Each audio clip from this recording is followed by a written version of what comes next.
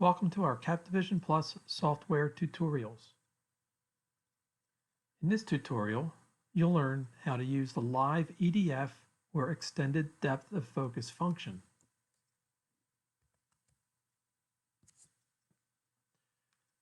Before you get started with the EDF function, be sure to white balance and use the flat field correction tool for the best possible images. In the Capture tab is your EDF Live Extended Depth of Focus function. You can choose high, medium, or low quality of image. And what I'm going to do is focus on the top of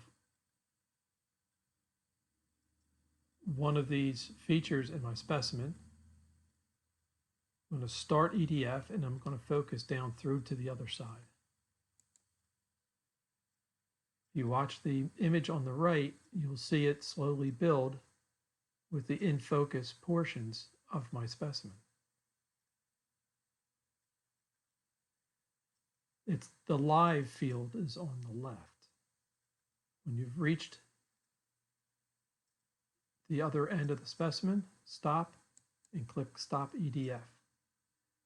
This is our live view. And when I click over here, this is the EDF version. Now you see everything in focus. Thank you for watching this tutorial.